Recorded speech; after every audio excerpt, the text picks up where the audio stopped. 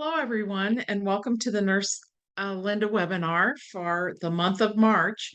It's nice to have you here with me today. I have, first and foremost, a big shout out to people in the community and the Reeve advocacy group, which had a big win this week for people with paralysis, all people with paralysis, regardless of the origin of it.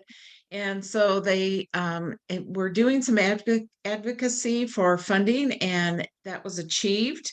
And so, great news. Kim is the head of that group, and she does a fabulous job. I was lucky enough to get to go to the Abilities Expo in Las Vegas just a couple of weeks ago. It seems like a long time ago, but it's just been a couple of weeks ago. And it was so fabulous. There were so many people there. It was so delightful, people who were interested in advocacy. If you are interested in advocacy, please join us on the Reeve Foundation and the advocacy site. The people at the Abilities Expo were Gerard, who's one of the advocates for the Reeve Foundation, and Emily, who's an information specialist, both fabulous people. If you ever get a chance to meet or talk with them, they are both on top of their game. But think about the advocacy. Now, not everybody's ready to be an advocate and join in. And, if you want to be an advocate and you're gung ho and you want to really petition your government people, or you want to let people in your community know about paralysis and different aspects of it, however you choose to do it. But remember also, you can join in and follow the advocacy proceedings that are going on in the Reeve Foundation. You can send your well wishes. You can think, well, that's a good thing. You could just be informed of what's going on. Any kind of positive thoughts, prayers, anything that you feel like, is what you'd like to do or how you'd like to start. That's certainly, your business. But think about advocacy and follow along and see what's going on, because I know I have some advocacy issues for people with paralysis. And my big one right now is I have a lot of them, but my big one right now is that we're in such a huge period of medical discovery and treatments. And it's for people with paralysis, it's for people who have heart disease, it's for people, just everything, diabetes. There are all these wonderful discoveries that are going on now, treatments that are being developed. But oftentimes these treatments, they're discovered, they're put out there, but how do you get them? And for people who've had spinal cord injury or head injury or stroke for a while, I think we're all well familiar with there are options that are out there, but who can afford them? How are they being paid for? And so we always kind of have this constant uh, thing going on in our systems of, oh, here's something I discovered. I'd really like to have this. I'd really like to try it, but it's not being paid for, so there's no way you can access some of this stuff. So that is one of my things, is to be sure that people get payment or have some kind of source that they can at least try some of these things, and if it works, to continue with some of these new treatments that are coming out. So a very important part with all these things that will be coming out. And I know if you've had injury or disease for a while and you think, oh yeah, they brought this out, it's kind of hung out in front of us like a carrot, and then we can't get it. It's so devastating. It's devastating to me. It's devastating to your healthcare professionals. It's devastating to everyone. So we've got to ensure that these things happen. So that's my advocacy, my personal advocacy for the moment. And I know that the Reeve Foundation is very involved in this. Um, to just talk a little bit, I get a lot of different questions from a lot of different people, and they spur me on to think about things either in a different way or to think about things that I have learned in my 48 years of doing this. Can you believe it? But true. But things that I have learned along the way that I just automatically do, but I can't remember anybody ever talking about it. So today I want to talk white graphically about positioning. And we're going to get to the graphic part. So, if you're a little squeamish, but, I think it's important for everyone to know these things. The Reeve Foundation has a positioning, a skincare book. And if you look at that, if you're able to get that care book, everything from the Reeve Foundation is totally free. So you can go online, you can download the book, you can look at the book online, you can request a paper copy if that works easier for you. They have a lot of the information is in different languages, so I'm not sure if the booklet is, but they will help you with that if that's what you need. You can call the information specialist and find out, if they have a different format for it. So there's all different kinds of ways to deal with to get information from the Reeve Foundation. But if you look at that skincare book, you will see that there's correct positioning. It's important to have your body in correct positioning, and there's the toolkit has just come up. It's important to have your body in correct positioning to make sure that your body is in alignment, to help protect your skin, to make sure that your joints aren't constantly being pulled out of shape. So, if you need support for your arms, that helps your shoulders because your arms are heavy and they can drop out of that socket there. And especially individuals who have stroke, this happens not a lot, but it's one of the complications that's not infrequent. So these are important things. If you have a spinal cord injury because of the muscle tone, if it's affected your shoulders, you can get a drop in your joint there. Positioning while you're seated to make sure your hips are in alignment, that your knees are in alignment, that your ankles are in alignment, because you don't want those bones grating together. There's a lot of things that can affect your alignment, including positioning or including spasticity, and positioning can help that. But the reason why I wanted to talk about positioning in particular today is because there's a process that men use that was unaware to me because I am not a man. And there's a process that men use where they kind of adjust their genitalia in their pants. Now, for people, if they wear skinny jeans, or I'm so glad skinny jeans are going out of style because those were just havoc for the skin and all kinds of things, infection, all kinds of things. But anyway, they're going out of style. But so I think, oh, good. But men kind of position themselves, even if they're wearing jeans or even if you're wearing sweatpants, you know how the seam comes right through the crotch. And sometimes when men are seated, they can be sitting on their penis or their scrotum. Muscle tone with paralysis can be a little bit lax. And so things kind of get loose all over the body. And so that weight of the genitalia can kind of pull on the skin, and they can kind of get caught up in their underwear, or the catheter can pull. That can also pull on ladies, but it's for men, it's quite a problem because the genitalia is all external. So what we sometimes do is we tape the catheter up to the abdomen. It actually helps the urine flow out of the catheter more freely. And you think, well, how can this be? But because of the way the urethra goes in men, it kind of goes like a loop like this. So if you tape the catheter up, it actually helps urine flow out. But also it can help with positioning the penis so you're not sitting on it. If you have tone, so it doesn't get caught in your legs, so it doesn't get caught in your clothing, your undergarments. So it's very important. Now, one thing that I have learned with men in particular, and men will oftentimes complain, even if they have no sensation, that they're starting to have some kind of pain in their groin. And it's usually because of positioning.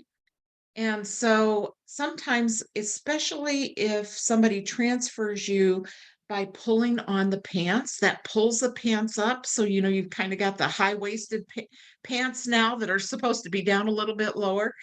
So adjusting the pants. And then after you get a man sitting, if you can like pull at the crotch of the pants so that they slide down, that offers a little more room for the genitalia there. That is really critical. Now, I learned this not real early in my nursing career, but I have had some men say, could you just pull my crotch a little bit? Now, you don't want to get a surface burn, by pulling too hard, but if you can lean them forward or, maybe tilt them back if they're in a tilting chair, that you can adjust the pants, or don't use the pants to pull up to do the transfer.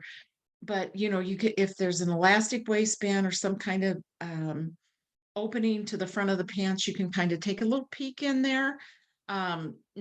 Not for any other reason, but just to check that positioning. Now the scrotum goes way back into the underneath the crotch. And so the scrotum can get caught up in catheters, it can get caught up in the pants. Those seams in the center of pants seem to do a lot of um, pressure in there. And so just kind of be aware that that happens if you are a caregiver to a male, or if you are a male, have whoever is transferring you to be sure and check your pants there. It's not anything that's, it's not out of the way. It's just something that's very important to be done. So with that being said, I forgot to do something at the very beginning, which is to describe myself. So I will take a moment to do that now. I'm a lightly skinned woman with a very ruddy complexion. So if I look right on your screen, um, that's why. I wear glasses. I have brown hair with silver streaks. I'm a mature woman, a woman of a certain age. So today I have on a blue shirt with a blue kind of sweater over it. And the background behind me is white. So you'll know what's going on here with me. So that's what I have to say about all that. But I think that the big take home point from today is going to be check your crotch. For women, it never hurts to check to make sure that there's plenty of room there. You want to have things breathing. You don't want pulling on the catheter, so just check all those things. Another thing to check about is if you wear a leg bag, to be sure and check, that you strap it onto your leg, the leg bag's empty, you've got plenty of leeway there, it's in place. But as your leg bag fills, the straps become tighter because of the way the leg bag is filling. It becomes heavy with urine.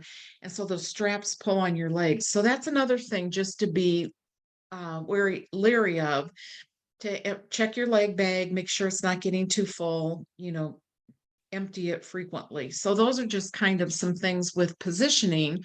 Sometimes we don't think about positioning of equipment like leg bags. Sometimes we don't think of positioning our arms, but check wherever the straps are to look for kind of pressure injuries if it's rubbing.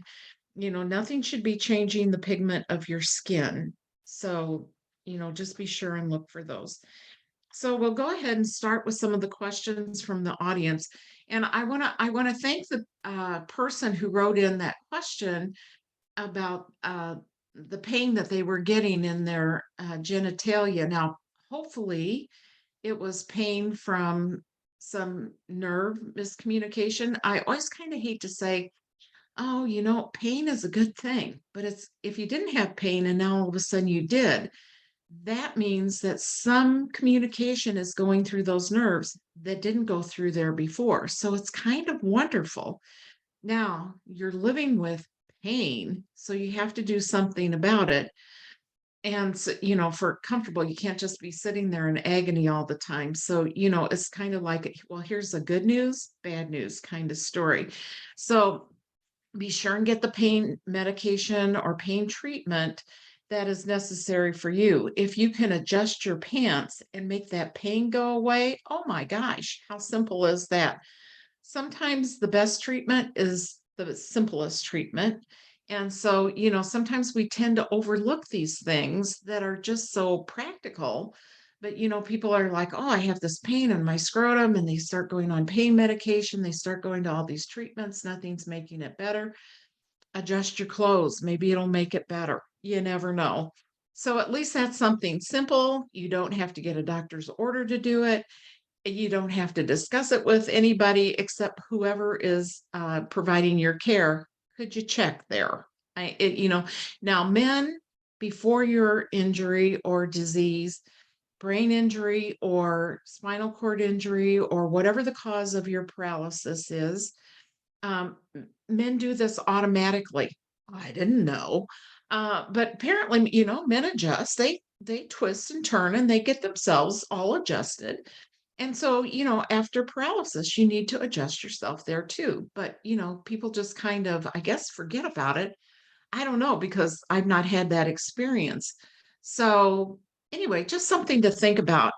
Simple is always a good management treatment. So here's some questions, which are really some good questions. And the first one is about Cauda-Equina syndrome. Any advances? Now that is an injury to the part of the spinal cord, which are nerves that are coming out of the bottom of the cord. So if you think about the bony structure in your spine, you have the vertebrae, and then down at the bottom, the tailbone looks like a little shield. These are nerves that are coming from the spinal cord. They come out around this shield bone. And those nerves are actually peripheral nerves.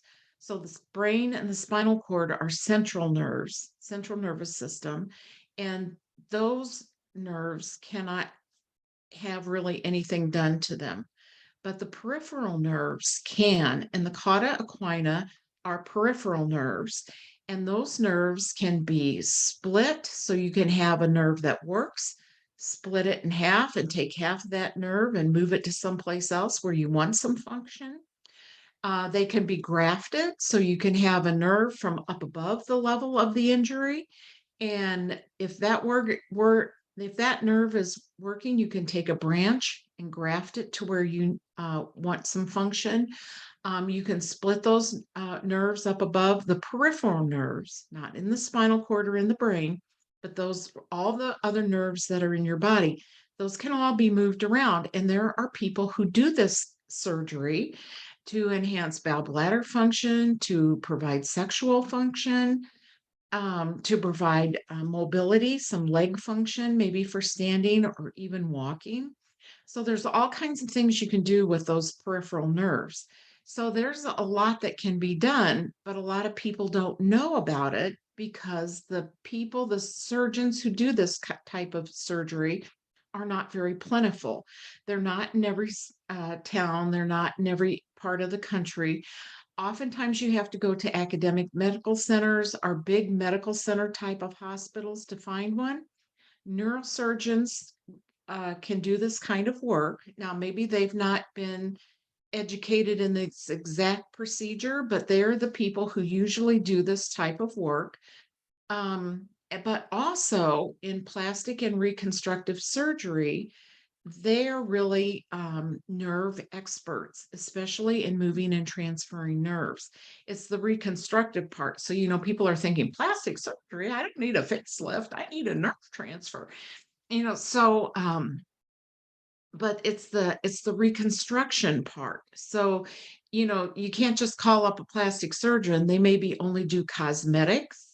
You have to find a plastics and reconstructive surgeon that does both kind of work. So, as I say, they're few and far between, but they're getting to be more and more because this is getting to be such a huge area.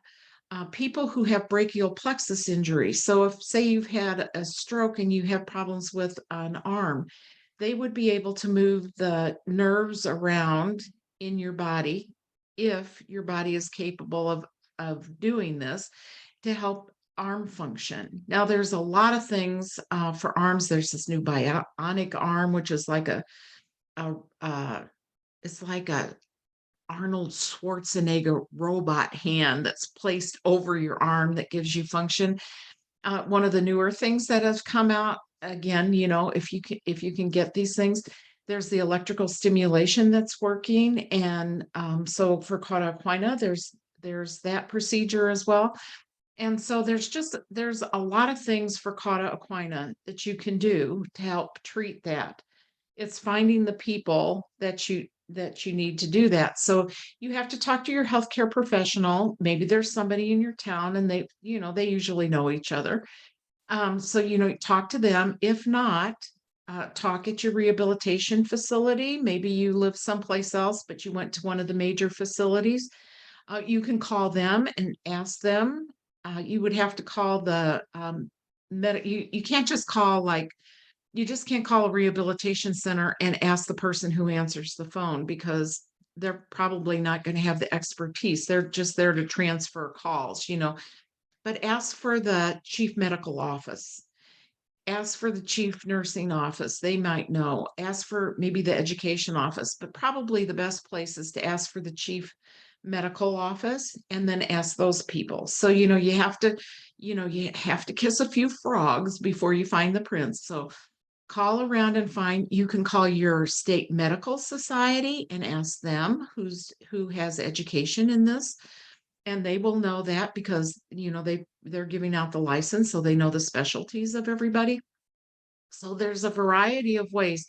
If you have to stay in your state because you're on Medicaid, you might have to travel to a major medical center to get this done, more than likely. If you don't have anybody in your state, you can appeal if there's nobody in your state so that you can go to another state and ask about that. So there's all kinds of options that are going on with cauda equina. So that's a great question. Now, will that all ever transfer into central nervous system? I hope so, but it's a little bit of a distance off yet. But there are finding great success with these electrical stimulation programs. And again, I say, dangling out there, how can I get one? But they're coming to market. So we have to make sure that once they get out on the market, that people are able to get these things. That's why we need this advocacy.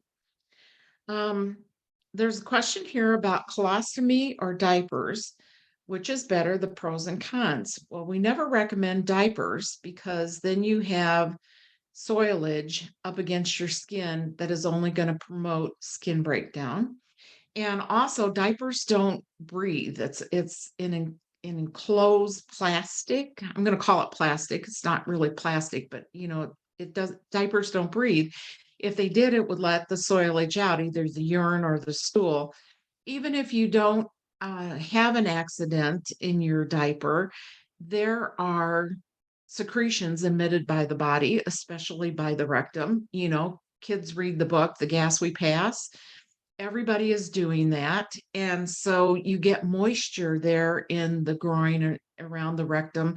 So that diaper is holding that moisture in there, which is also making it more risky for skin breakdown. So we don't usually go with diapers. Now, on occasion, if somebody is worried about, they're going to a wedding and they don't want to have an accident in the wedding or, whatever. Of course, if you want to wear a diaper for a limited amount of time to something that is, like really significant like that, it's worth a try. There's also a thing called a rectal bag that can be it has a tape. It's a collection bag, and it tapes right around the rectal opening, and so that can collect if there's an accident or something. And there are people who use that, but it doesn't. It's just around the rectal opening, so it's not that you have the soilage up against your body completely. It is up against the rectum though, so that's pretty tender skin there. So, you don't want to wear those 24/7, but, there are options in case you're really worried about something. I mean, we have to be practical about life. And sometimes, there's time where, I just can't, I have an accident. And when you have an anxiety that you're going to have an accident, you're probably going to have an accident. So sometimes we have to do some things. So colostomy or bowel program, we always recommend the bowel program. Depending on what the level of injury or what type of injury you have, colostomy is surgery. Surgery has risk. And so you want to think about that. I've known several people, not the majority, but several people who've said to me, "Oh, I don't want my caregiver to have to do this. My wife does my bowel program. They're high level quad.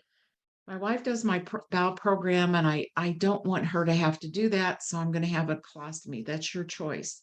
You've made that decision. Here's the risk. I can tell you the risk, but it ultimately is your choice what you want to do. but I can tell you there are people who die in these procedures. And when I think about the people that I know who have died, who had such promising lives ahead of them, but they chose to do that for convenience sake, and they didn't really think it through that I might be the one that can't get off the ventilator after the surgery, or all kinds of things. So, but if you have come to the point where you're just really struggling with your bowel program and you say, it's worth the risk to me, then you can talk to a surgeon about a colostomy. You get to pick where you want the colostomy to be located. So it can be closer to where the stool comes out, so you'll have a more formed stool. It can be higher up in the bowel, so you can have a colostomy where the stool will come out that will be more mushy, or you can have one that it's really kind of all liquid. But if you have somebody doing your bowel program, be sure and talk to them about it, because they're probably going to be the person changing your colostomy bag. They might find that more offensive than doing the bowel program. So be sure and talk about how they feel about that. The other thing to remember too is that if you look at pictures of colostomies from companies or pictures online, you will notice, and this frustrates me to death, everybody has a six pack. The colostomy bag is fitted onto a person with a completely six pack abdomen. Even if it's a sketch, they draw the six pack on there. People who have been sedentary for a while usually don't have six pack abdomens.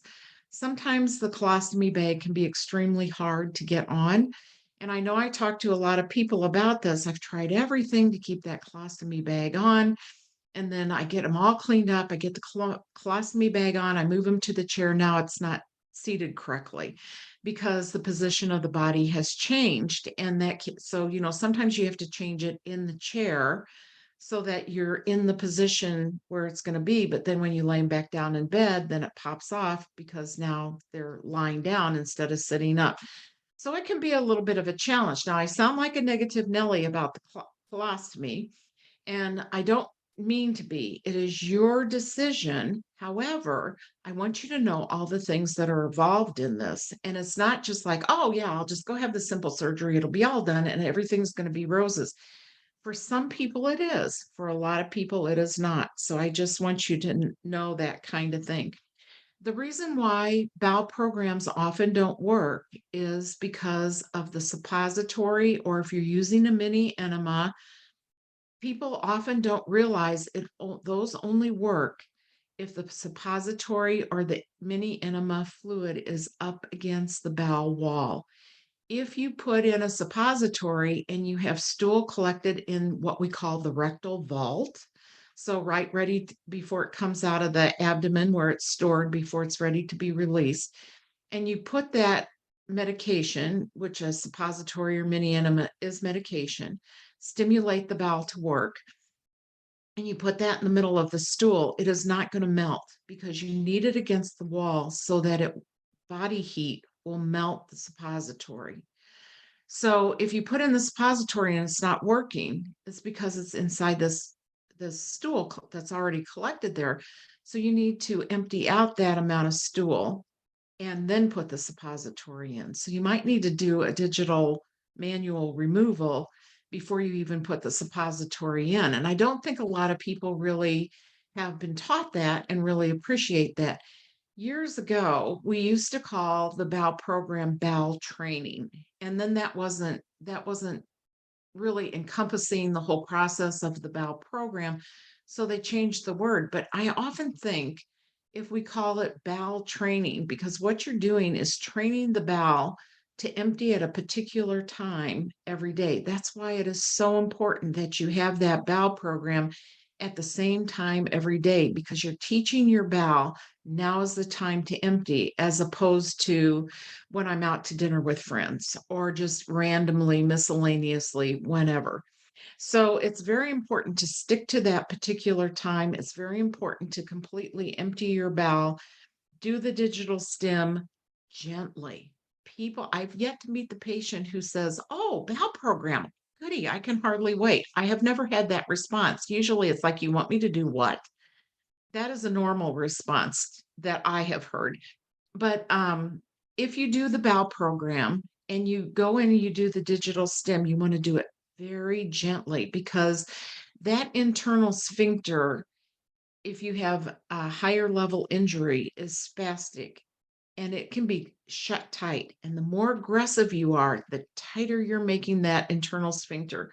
So you've tightened up that sphincter, nothing's going to come out of it. So you're waiting for your bowel program to work. Nothing's happening. So you go in there and you start ramming around again and very aggressively doing that digital stim, and it just gets tighter and tighter, and your bowel program takes longer and longer. Use a well lubricated glove finger and very gently do your swirls with your finger.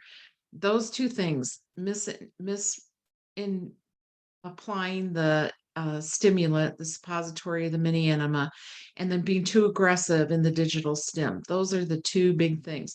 Another thing is learn to do it sitting up.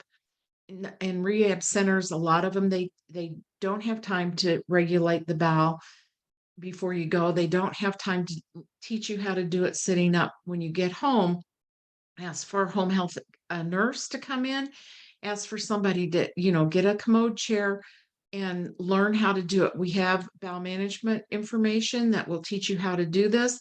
If you don't have, if you have somebody coming in that's not familiar, have the information there from the Reeve Foundation because that will outline the whole operation. Okay, here's a person that's taking Mano supplement daily for safe and effective preventative of UTI. And do people usually tolerate it okay with minimum side effects? They have a sensitivity in the GI tract and see that's one of the potential side effects. Well, there are lots of products that are advertised to prevent UTI. And it depends on your body and how your body works, which one is going to work for you, if any of them are going to work for you. The reason why people have UTIs, and some people have a lot more than others, has to do with that autonomic nervous system, the part of your body that functions automatically. So one of the things that does is it regulates your blood pressure, controls your heart, makes you breathe, even if you're not thinking about it. It's things that happen automatically in your body. But as we learned in COVID, one of the things that it does is it monitors you for any kind of bacteria, virus, fungus, any kind of invader in your body. And so that if the autonomic nervous system is not working well, it's not going to detect that invader in your body quickly enough for the brain to respond. It might not ever even respond to that invader in your body. It might not ever recognize it, or it might tell your brain that this is what's happening. There's an invader in the body, but the brain can't send the response to send out the naturally made antibiotics to kill that particular invader. And so it's a problem really with the autonomic nervous system. Now, there is a test. I'm not recommending this at all because it is such a dangerous test. Nobody will do it to you. So don't even ask for it. But there is a way of testing to see how your autonomic nervous system is functioning. But it's not like we're going to draw your blood. It's not like we're going to do this simple little test. It's very invasive and very, very dangerous. So you don't want to have it. But you can tell if you have problems with your autonomic nervous system, if you have all these urinary tract infections, if you have multiple infections in your lungs, if you just have a lot of infections, you probably have something amiss in your autonomic nervous system. So we never know who has it and who doesn't. If you have autonomic dysreflexia, you have something wrong with your autonomic nervous system, but it's triggered because of something that happens that's irritating your body. So those are kind of some of the clues that you have problems with it. So the best thing to do if you have problems with urinary tract infections is to talk to your healthcare professional. Now, if you can, this person says they drink a lot of water, and if you don't have a fluid restriction because of cardiac conditions or extensive edema or you're on an intermittent bladder training program, if you can drink the fluids that you want, drink lots of water. That's the best. Caffeine, sugary drinks, even drinks that are sweet but with artificial sweeteners, all of those kinds of things can increase urinary tract infections because that's going to be excreted through your bladder. And guess what? Bacteria or any of these invaders love sugar. That keeps them going. So you want to avoid caffeine and sugary, even the sugar substitutes. You want to avoid all of that. So water is the best. Cranberry pills have been, some people use them and swear by them. There's some research that says they're really not effective because the thought is that they turn your urine a little bit more acidic. So, but that's, research says that's not true. There's some research that's coming out that's saying, well, maybe we'll see, so we're not really sure about that. Some of the things that you can do that can help your bladder is if you do get an infection, get it treated early so you can use the lowest level of antibiotic. You don't want to get into the higher level. There's some, oh, give me a Z-Pak. That's a high level antibiotic. And it makes you, if you take a lot of that all the time, then you're going to develop antibiotic resistance. So you want to take the lowest level of antibiotic that kills the particular bacteria that you have. So you've got to have that urinalysis, you've got to have a culture and sensitivity to see which is the bacteria that's going to kill this particular one in your system. Another thing that you can do is move your legs, move your hips. Our bodies want to move. And if you can't move your legs and your hips using your arms to assist your legs and hips, have somebody do it for you every day, a couple of times a day. You can do it 10 times. If you can do it more than that, that would be great. If you are able to walk, say you've had a stroke and it's just easier to use the wheelchair, use walking as an exercise. For people with a cauda equina injury, use walking as an exercise. So there's some people with lower level injuries that get braces and crutches, and they're able to walk a bit. And then that is such a hard job to accomplish because you've got to hold your body up in space with no information coming from your lower body where you are in space. Even if it's a stroke and only one leg is affected, you still have that missing piece of information. So coordination and proprioception is very hard. Plus, you're holding up your body on a walker or with a cane. So it is a lot of work. So a lot of people will start out and then they'll just opt to use the wheelchair. But even if you have that ability, walk for exercise one time a day just to get things kind of shaken up and moving. Because if you shake up the lower body, that's going to shake up the bladder and that's make it bacteria less able to congeal together. And so these are very important. So it's also very important to be very careful when you're catheterizing, wash your hands before and after. Use safety at all times, being cautious to maintain clean. So some people go over to the sink and they wash their hands, then they wheel over to the toilet, get out their supplies. You've touched your wheels, so your hands are no longer clean because wheels go all over. So, look at your technique of what you're doing and, try to move your body as much. If you're still having problems with medications, like if you're worried about the Manos because you have GI upset, you might be able to take that medication on a full stomach rather than on an empty stomach. But this is going to be how your body reacts to things. So you're going to really have to talk with your individual healthcare provider to see, will this upset my stomach? Can I eat it? Can I take it on a full stomach or can I not? You really need to check with your healthcare provider for something that's going to be so unique to you. But those are some general ideas that will help with urinary tract infection. And one of the things that people overlook all the time is movement. Your body needs movement. It helps if you have a spinal cord injury or stroke to provide that movement to your body. And while somebody's doing to it, think about, oh, they're moving my ankle, my foot up and down. They're moving it a little bit sideways. My toes are up, my toes are down. Think about it. Look at it happening so that the brain is seeing what's happening and the body's sending signals up to that place where it can't get through maybe that damage area, but that's a part of the process is teaching your body how to work again. So that's just a good part of health for neurological injury.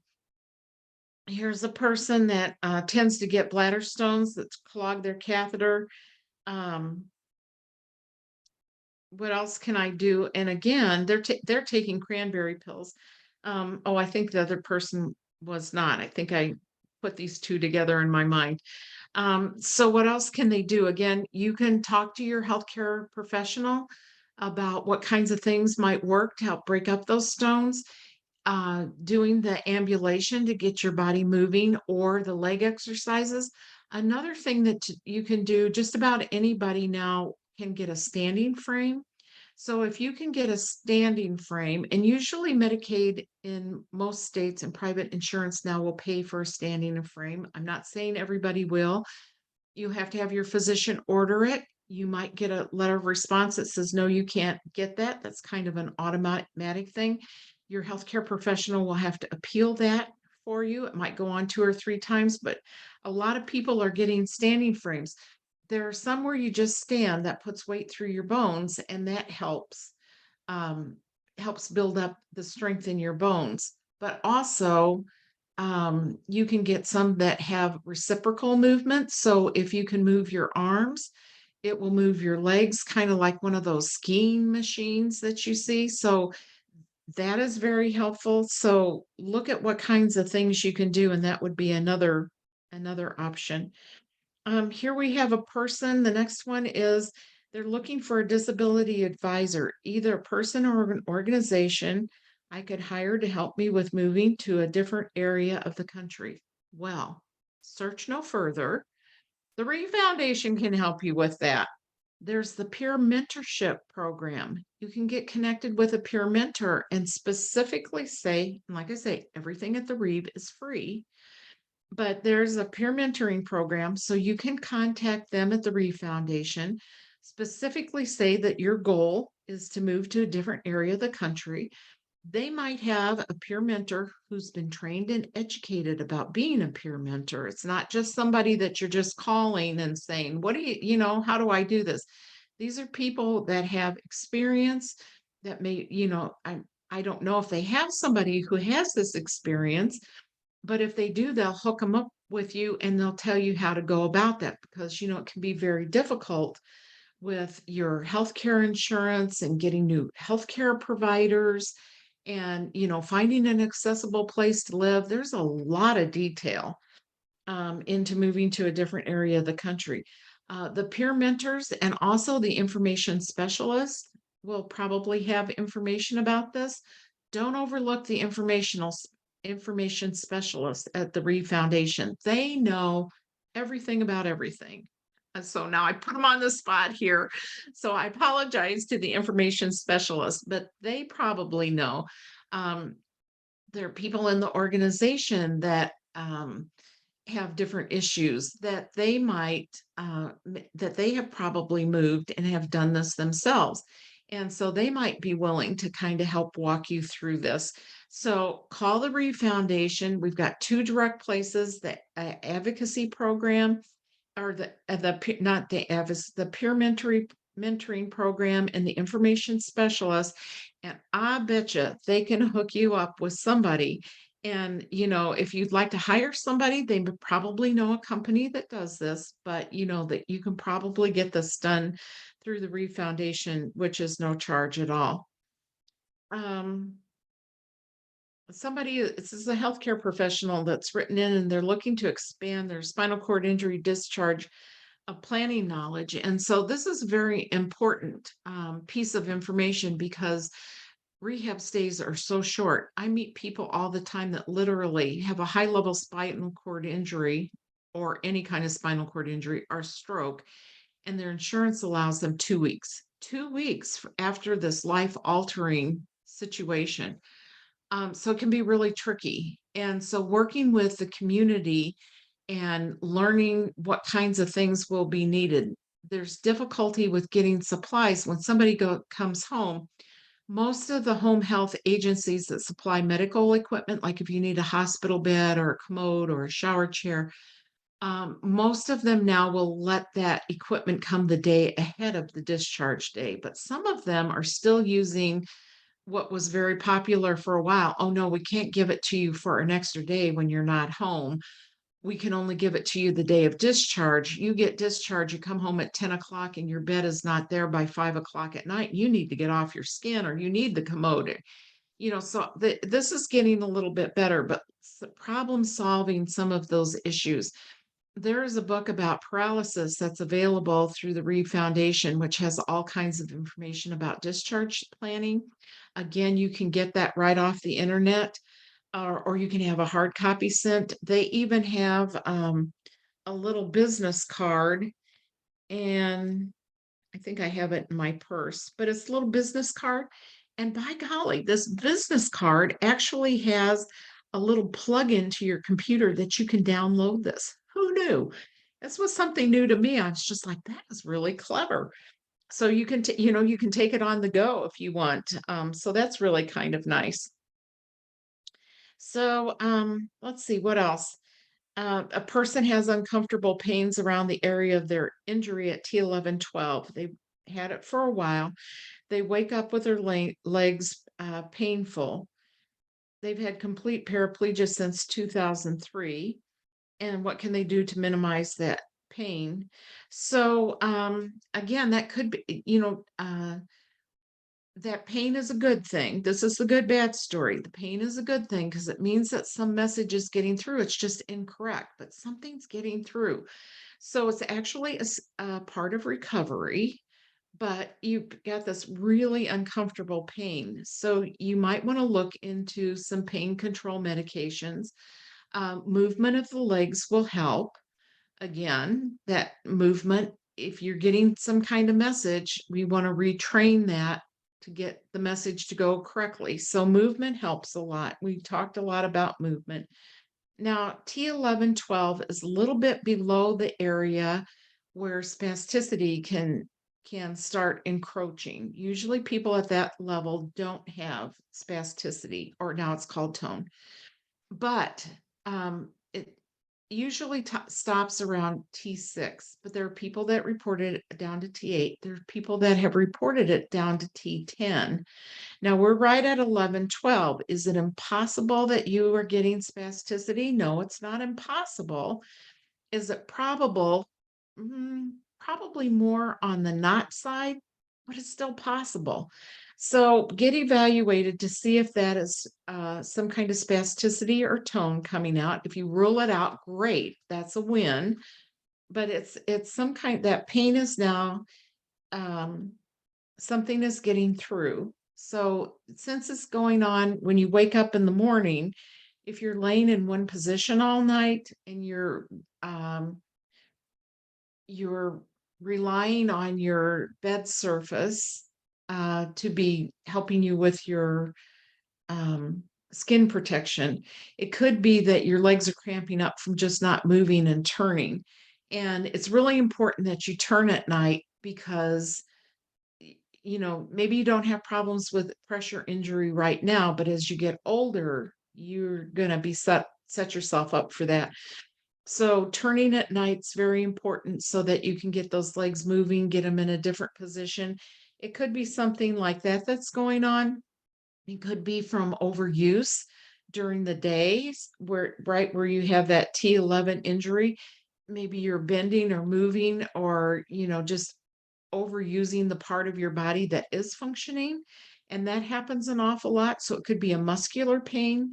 So you want to talk to your healthcare professional so you can kind of tease out, is it a muscular pain? Then that's one kind of medication that will help that, or either even other treatments. If it's nerve pain, then you need different medication for that.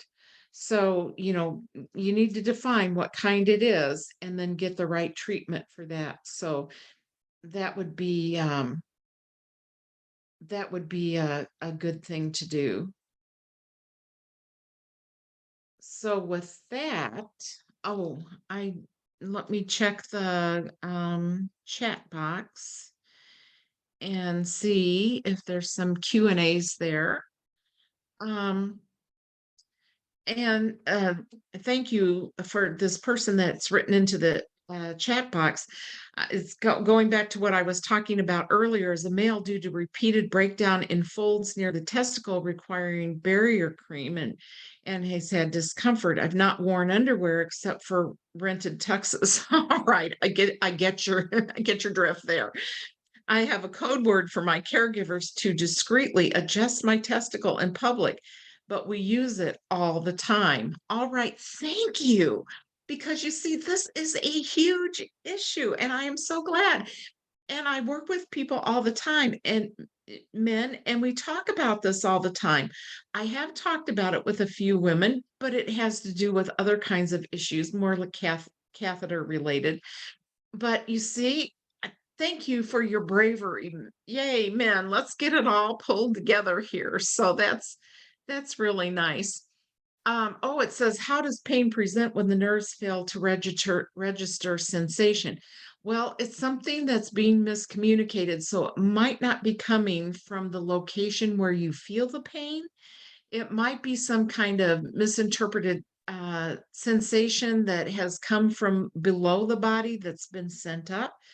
It might be from from some misinterpretation in the brain that's misinterpreting something else as pain. So, maybe it's an itch. An itch is kind of like a low level pain. It's a nerve that's acting out. And so an itch can be misinterpreted as pain, or if you have a constriction of some kind, there's all kinds of things that can happen in your body that now is interpreted as pain. So that's kind of how that works. That's why pain is registered when your body doesn't receive or communicate pain. It's kind of it's miscommunicated. That kind of encompasses a lot of things. It could be something else altogether, or maybe it's just at that particular spot where something's irritating that nerve right at the zone of transition, where you have your spinal cord injury and below your spinal cord injury, or if you have a stroke, where you have the part of your brain that's affected versus the part of the not the nervous system is always trying to reconnect itself. That's very important. People think, oh, I have a spinal cord injury. That's it. No, your nervous system is just like every other part of your body.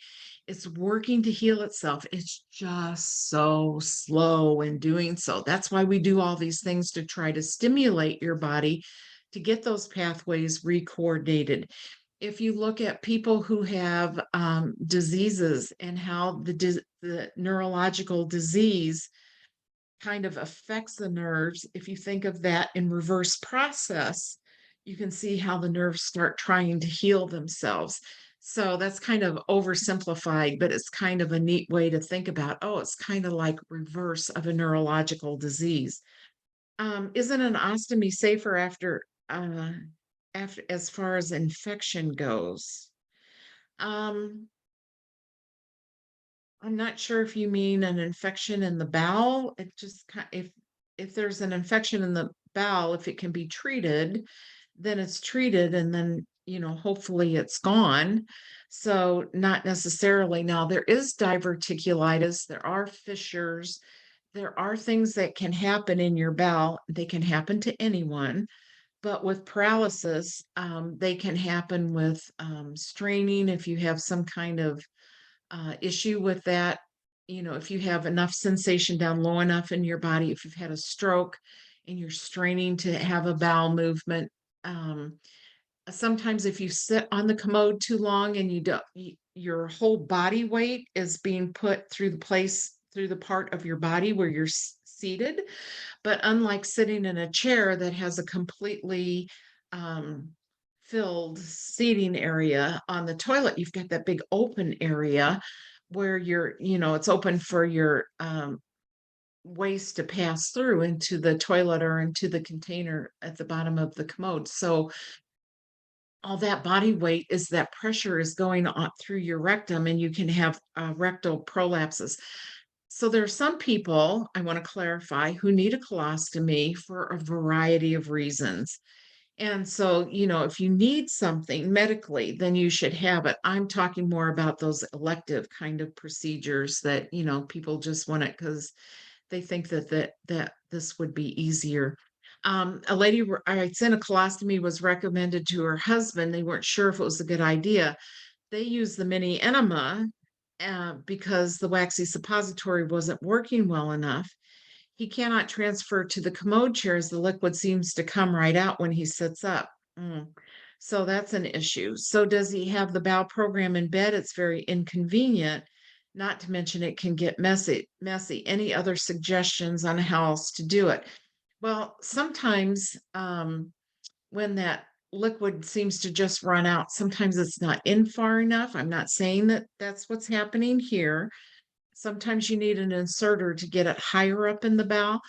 When the bowel is relaxed, then it tends to roll right out. Sometimes people will like put their hand there, gloved hand there, and just try to hold it in for a few minutes to do that. Another option is if the mini enema seems to be rolling right out, is to try the magic bullet, because you said that the waxy substance was a problem. That's in a Dulcolax suppository. The magic bullet doesn't have that waxy substance on it, so that does not have to melt off. That would be another option with that. So, but the liquid, be sure that it's placed up in the bowel, next to the bowel, the mini enema, not just shot straight up, but that it's put over to the side so that it can kind of stay within the bowel a little bit. And that helps as well too. Sometimes people will shoot it, just straight up because that's the way the tube is. So they'll just, but they don't kind of tilt it to the side. And I think you'll find that that probably will be the answer to your question. Here's again a person who has reduced chronic bladder stones by 80% within 2 months. He tried Renacidin. He required a new required exception to the rule as no other product was available after a bladder rinse monthly. So there are treatments to that, but usually uh, there are very rare cases like this where there are medications that are used to help break down those. Usually, doing some of the more simpler kinds of things will help. Also, look at your diet and see if you're eating a lot of cheese. Now, cheese is very interesting to me because I know people that eat cheese and they're like, it constipates me. I know people that eat cheese and they're like, it gives me diarrhea. I know people that do have the same thing with bananas. So review your diet and see if there's anything that may be constipating, or it may be affecting your kidney stones, and see if that is anything that will help. So diet is important as well. So anyway, yes, we are at the top of the hour right now. Somebody reminded me, close to the end. So thank you for that, because I tend to go on and on. But anyway, I hope I've answered some questions. I hope I haven't left you too confused with what should be done. A lot of individual care is trial and error to see what works for you as a person. Some people, have a lot of luck with one thing, like we were talking about, with the stones. Some people have a lot of luck with other things. We're all individuals. If you have a spinal cord injury, if you have a brain injury, if you have a stroke, if you have neurological disease, every single one is different. So you might know somebody who has the same kind of stroke that you have, but your bodies are responding in different ways. You might know somebody you went to rehab with who had the exact kind of spinal cord injury that you had, but gee, they have spasticity and I don't, or they have urinary tract infections and I don't. Everybody is unique. And when you add on neurological injury, it gets even more unique to you. So there's a lot of trial and injury, But I hope that you take some of these suggestions. A lot of them you can just do on your own. Many of them you'll have to talk to your healthcare provider to make sure this is the right thing for you, but they will know information as well because they know you as a unique individual.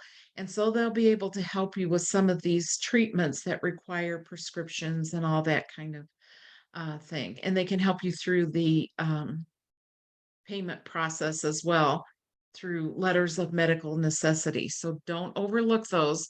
If you check your policy and it says, no, I can't have this, if there is a medical justification, you can go around your healthcare policy. It can be a lot of work, but it happens for a lot of people. So be sure and think about those letters of medical necessity as well. With that, I'll have to sign off now, but it was lovely spending this time with you. After the presentation today, there is a survey. Please take a moment to fill that out. It helps us with our foundation funding to know that we're doing some work for the community and that it's responding to your needs. So please take a moment to fill out that form. It's critically important to keeping the organization going. And thank you very much.